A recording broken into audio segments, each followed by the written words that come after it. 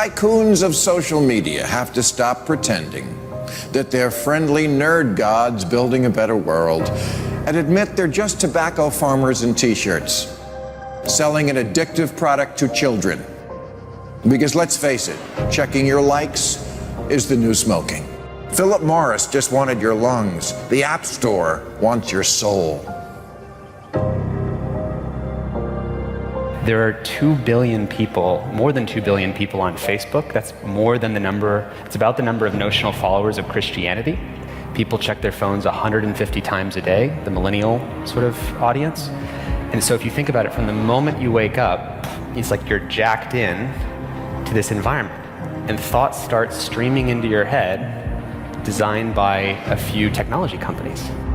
What we find is the typical person checks their phone every 15 minutes or less, and half of the time they check their phone, there's no alert, no notification. It's coming from inside their head telling them, gee, I haven't checked in Facebook in a while. I haven't checked on this Twitter feed for a while. I wonder if somebody commented on my Instagram post. That then generates cortisol, and it starts to make you anxious, and eventually your goal is to get rid of that anxiety, so you check in. And apparently we feel stressed when we can't get our phone or when our battery is about to die. You probably know this feeling. And a research done in Australia among 3,000 people under the age of 30 found that 9 out of every 10 admit to feel this anxiety while having his battery dying.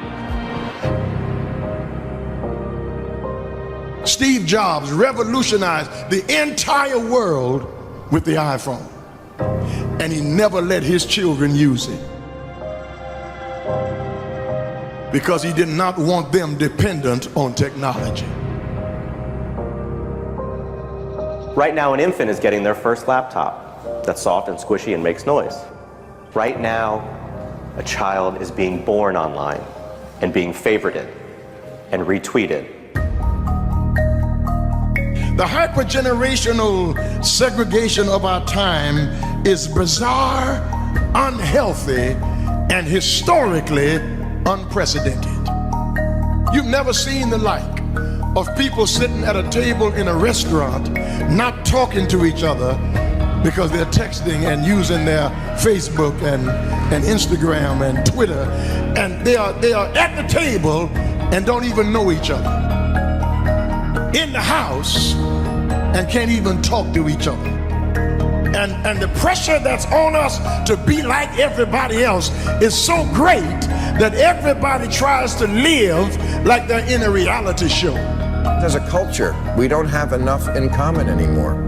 And that's because the internet, which was supposed to unite the world, has become too adept at serving us personalized content. Do you know what I saw on Yahoo's front page this morning?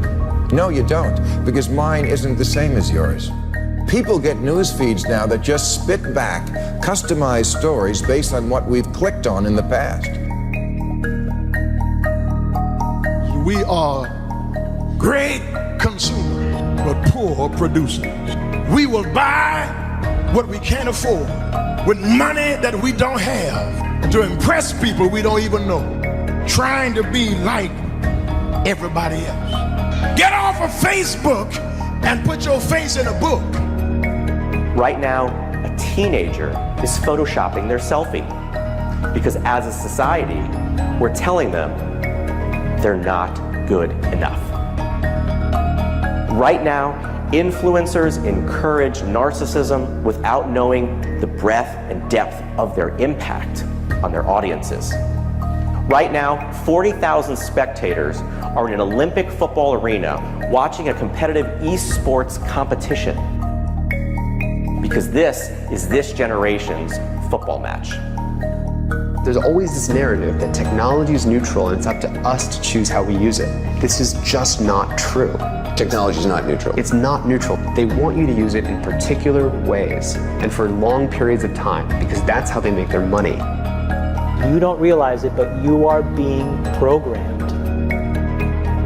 It was unintentional, but now you got to decide how much you're willing to give up, how much of your intellectual independence. If you feed the beast, that beast will destroy you. If you push back on it, we have a chance to control it and rein it in. And it is a point in time where people need to hard break from some of these tools and the things that you rely on. The short-term dopamine-driven feedback loops that we have created are destroying how society works. No civil discourse, no cooperation, misinformation, mistruth. And it's not an American problem. This is not about Russian ads. This is a global problem. I challenge everyone to try going 1 week without social media. Don't let your phone and social media control you.